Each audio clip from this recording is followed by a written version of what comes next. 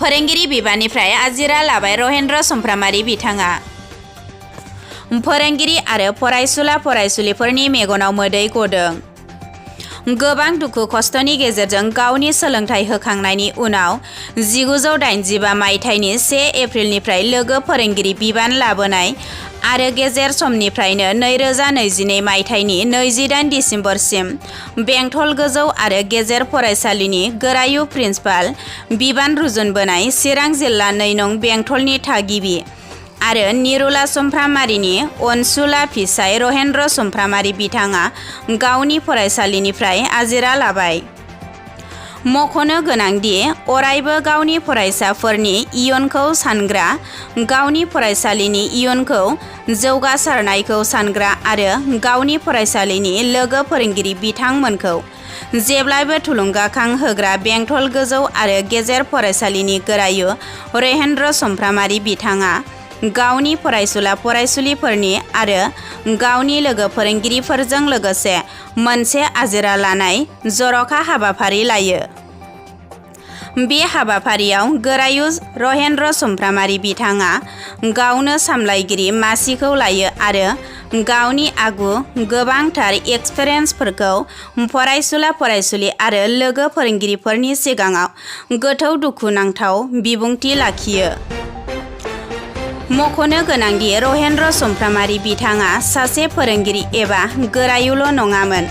बिथाङा सासे गोब्राब खामानि मावनो हाग्रा आरो सामफ्रामबो फोरोंगिरि, आबादारि आरो फरायसाफोरखौ गोसो थुलुंगाखां होग्रा सासे बेंटल ओनसोलनि मुंदांखा सुबुं।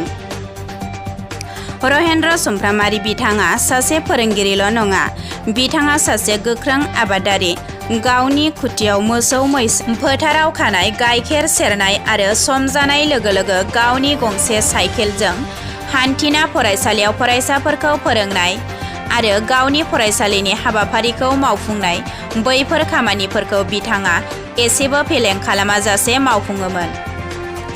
फुंनि 4 रिंगायाव न'निफ्राय सिखारना फाफ्लियाव गांसे मना आलायना 7 किल'मिटारसो जानथायाव थानाय गावनि मोसौ मैसोफोरखौ फोथाराव खानाय, गाइखेर सेरनाय आरो बिनि उनाव फरायसालियाव थांनाय आरो फरायसालिनिफ्राय गावनि खुथियाव थांफिनना हरनि 8-9 रिंगायावसो न'आव सौफैफिननाय साफ्रोमबो सुबुं एबा फोरोंगिरिफोरनि गेजेराव मोनसे बाखनायथाव आरो थुलुंगाखांथाव रहेन्द्र सुमफ्रामारि बिथांखौ। गोलाव समनिफ्रायनो लोगो फोरोंगिरि हिसाबै नैबे बेंटल हायार सेकेन्डारिनि लोगो फोरोंगिरि हिसाबै आरो गेजेर ससेनिफ्राय गोरायुं प्रिन्सिपाल हिसाबै नोंथाङा बिबान लाबोयै दिनै नोंथांनि जोबथा बुब्लियाव फैबाय। थ' नोंथाङा मा दुखु फोरमायनो सानो बिनि गेजेरजों? एसे फोरोंगिरि हिसाबै बा प्रिन्सिपाल हिसाबै जि सरकारा दायित्व होदों बेखौ मावनो हाफुंनायावहाय इनायनो खुसि मोनदों। बहुत दुखुनि बाथ्रा फैया। बिदाय समब्लाबो मालाबाबो मानसिया दुखु मोननो नाङा। दुखुआ खन्तेकियासो। अराय जिबनावहाय सासे फोरोंगिरि हिसाबैहाय अरायबो गोजोननाय, मिनिनाय, रंजानाय बेयावहायसो जोङो थानांगौ। गासैबो दुखुफोरखौ जुदि गोसोआव लायोब्ला जोङो सुबुं हिसाबै बे बुहुमाव थानो हानाय नङा।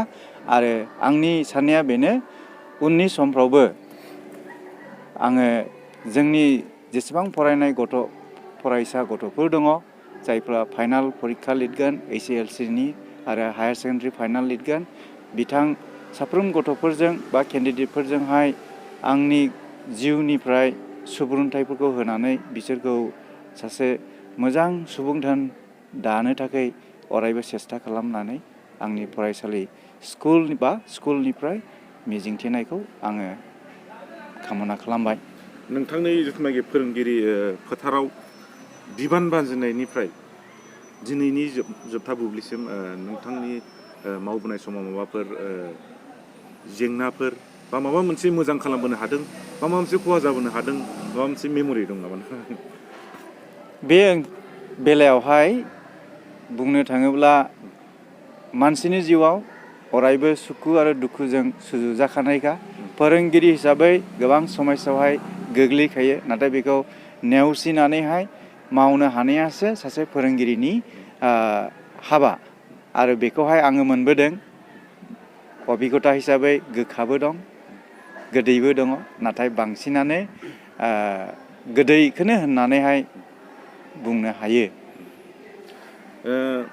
सासे प्रिन्सिपाल हिसाबै मोनसे स्कुलखौहाय गोजौ फारसे बा मोजां बा डेभेलप खालामनो थाखाय माबायदि प्रिन्सिपालनि गोनांथि जायो बा सासे बेबायदि प्रिन्सिपाल माबायदि गोब्राब खामानि मावनो गोनां जायो? बुंनो थाङोब्ला प्रिन्सिपाल एबा गोरायुं हिसाबैहाय मोनसे स्कुलखौ सालायनो गावनो पांक्चुवेलिटि, सिनसिरिटि, फेइथफुल आरो अननाय, खुगायाव अरायबो मिनिस्लु, रागा दंब्लाबो रागाखौ नोङो कन्ट्रल खालामनानैहाय गथ'फोरनि मोजांनि थाखाय अराय साननो हाग्रा आरो गावनि फोरोंगिरि लोगोफोरजोंहाय अराय मोनसे एमिकेबल बा मोजां मोनसे थासारि दानानै लानानै नोङो मोजां फरायसालिखौ अरायबो सालायलांनो हायो। आरो आंनि जिबनाव बेफोरखौ आङो अरायबो मोजां नोजोर लाखिनानैहाय मावलांनो हानायावहाय आं साक्सेस होननानैहाय दिनै साननानै लानो हायो। जिथुनाखि नोंनिनो स्कुलनिनो बै माखासे स्टाफफोर, नोंजोंनो मावफाग्रा लोगोफोर, बिथांमोननिफ्राय नोंथाङा गोजान जानो गोनां जाबाय। स' बिथांमोनखौ नोंथाङा मा ग्रिटिंस होनो सानो बा मा मेसेज होनो सानो बिथांमोन? दिनैहाय आङो बिदायनि मोनसे फिसा मिटिंखौ एरेन्ज खालामदों आरो बे मिटिंनि समावहाय थारैनो आंनि जि कुलिग्सफोर, बे कुलिग्सफोरजोंहाय आंनि अननाय, मोजां मोननाय गासैफोरखौहाय शेयार खालामनानैहाय आं बिथांमोनखौ उननि समफ्राव बे बेंटल हायार सेकेन्डारि स्कुला अख्रां बिखायावहाय अलंबार हाथरखिफोरबायदि जोंनानै थानायनि मोनसे मिजिं थिनानै बिथांमोननो मोजां सुबुरुन्थाइखौसो बा मोजां खामानि मावलांनो थाखाय आं बिथांमोनखौहाय खावलायगोन। आरो बेयाव जेसेबांनाखि दाब दाब गामिनिफ्राय सोलोंथाइ लानो फैनाय गथ'फोर, बिथांमोनखौहाय मा मेसेज होनो सानो सार? बिथांमोनखौ अरायबो मोजां थासारियावहाय